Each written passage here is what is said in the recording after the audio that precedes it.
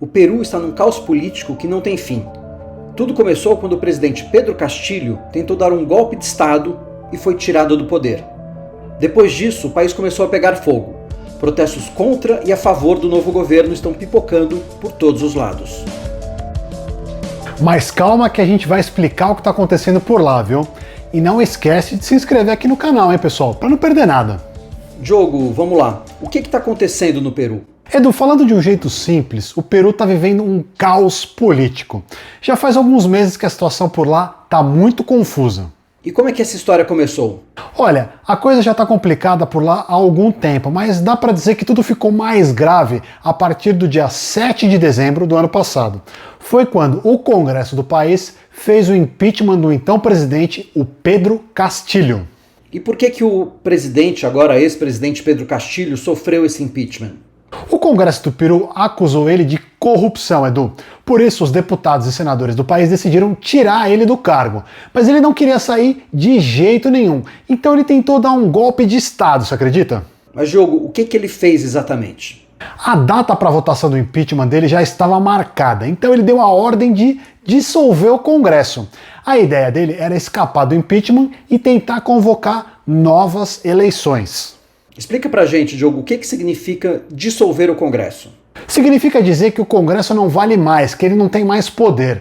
Isso é uma coisa que existe de fato em alguns países, especialmente nos que são parlamentaristas. Mas isso não existe lá no Peru. Por isso, dá para dizer que o Pedro Castillo tentou dar um golpe de Estado. E depois disso, o que aconteceu? A jogada do Pedro Castillo não deu certo. Ele sofreu impeachment, foi preso e aí a vice-presidenta assumiu, que se chama Dina Boluarte. Parecia que a coisa iria se acalmar, mas não foi exatamente isso o que aconteceu. E a partir daí que os protestos começaram? Bom, foi a partir disso que eles foram ficando mais intensos e tensos. Mas já tinha gente protestando para defender o Pedro Castillo antes disso. Depois que ele foi preso, então, a coisa toda piorou muito. E o que esses manifestantes estão pedindo, Diogo? Eles pedem que a Dina Boluarte, que é a atual presidente, renuncie ao cargo, que o Congresso do país seja fechado e que uma nova Constituição seja feita e que o Pedro Castillo seja libertado da prisão. Eu vi que já teve um número muito grande de mortes nos protestos, né? O que aconteceu? Verdade, Edu. Infelizmente, mais de 40 pessoas morreram. Algumas reportagens falam em 42 pessoas e outras falam em 48 por enquanto. Qualquer que seja o número exato, é bem chocante que as pessoas estejam morrendo nesses protestos, né?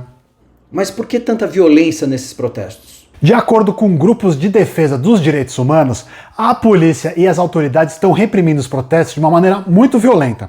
A polícia estaria usando até arma de fogo para reprimir esses protestos.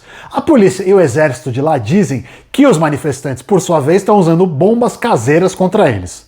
Mas a situação ficou tão grave que a Procuradoria do Peru, que é tipo o Ministério Público de lá, diz que vai investigar a presidenta Dina Boluarte por genocídio, homicídio qualificado e ferimentos sérios. E como é que são as manifestações? O pessoal tá indo pras ruas, claro, mas também tá bloqueando ruas e estradas. Mas teve até um episódio de invasão de aeroportos pelo país. Teve gente que estava fazendo turismo no Peru e não conseguiu sair de lá. E teve também gente que estava com uma viagem programada para ir para lá, mas aí os voos foram cancelados por causa dessa confusão toda. Diogo, me explica uma coisa. Se o Castillo sofreu impeachment e foi condenado por corrupção, por que tem tanta gente apoiando ele? Bom, Edu, é sempre complicado explicar a política de outros países, então eu vou simplificar bastante, tá? De uma maneira geral, quem apoia o Castillo acha que ele foi vítima de um complô das elites políticas lá do Peru. O Castillo é um político identificado com a esquerda. Na campanha para a presidência dele, ele disse que iria ajudar as pessoas mais pobres do país, mas ele teve muita dificuldade para governar. O Congresso fez uma oposição muito forte a ele, o partido dele teve várias brigas internas e, claro, aconteceram essas acusações de corrupção que eu já tinha mencionado antes. E dá para saber o que vai acontecer no Peru? Não faço a menor ideia, Edu. É sempre muito difícil fazer qualquer previsão quando o país está num estado de crise tão forte assim. A gente só pode esperar que a violência pare e que o país consiga ter um pouquinho de paz, não é mesmo?